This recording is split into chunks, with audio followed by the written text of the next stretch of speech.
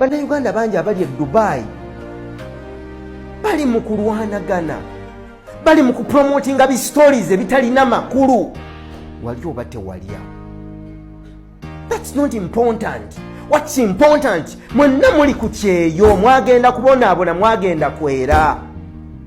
Omuwala bw'ali e Dubai bw'afuna munnayuganda ow'ettima n'amuvuunulira videos ezo, zigenda kosa abantu bangi. But there are so many Ugandans in Dubai.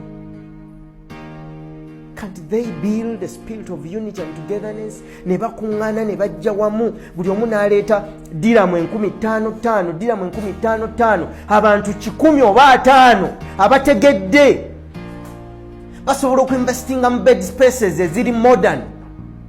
There are so many young people in Dubai who are loitering around, languishing on the streets of Dubai. Abatalina nawe basula. Nga musobola okuzimba bed spaces eziri modern nga n'abazungu basobola okuzipangisa. Si buno bucubiko wenyige wano.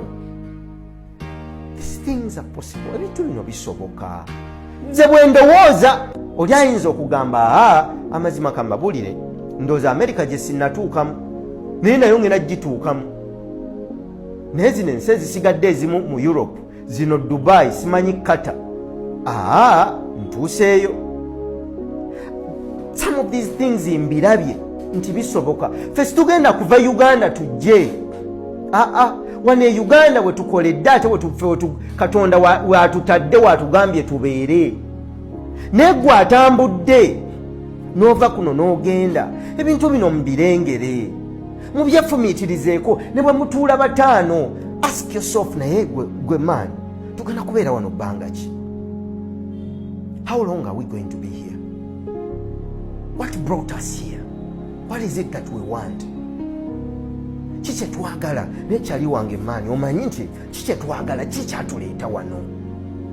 Tusobola okubaako bye tukola ebitugatta ne tuzimba amaanyi. Ebintu bino bisoboka.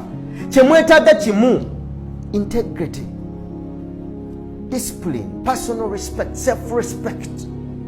Okwewa ekitiibwa ne mutaba bakumpanya, ne mutaba ba schemers alinza okubaako wooteegera bannoowe te ekkoona. No, mwetaaga kufuna mbala eri. Abazungu batusinga ekintu kimu, embala y'okweyagaliza, okwagalana n'okukolera awamu. Tebaliimu bukumpanya na bubbi. Naffe tetubulina, wabula embeera ereetera omuntu nti mubase kinnoomu bwe bwaweta amakoona ye n'asobola okuyitawo, agenda kufuuka ka small god. Kyembunva mulaba abantu tebaagala kukolera wamu. They want to be small gods, asinzibwa abasigadde.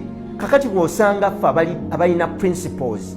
I don't worship human beings. I don't care whether you have money or whether you have opportunities or whether you occupy a certain position. I don't care. Nze nsinza omuntu omu, Katonda. Yekka gwe nvunnamira, omu gwe nvunnamira. Katonda yatonda eggulu n'ensi, nange nantonda mu lubuto lwa mmange, ankuumye okutuusa kaakano, oyo gwe nsinza. I don't worship human beings. Kakati omuntu agenze ayagala yakole, bw'agaggawala atandika okulabibwa abalala, okwanjulwa, oyo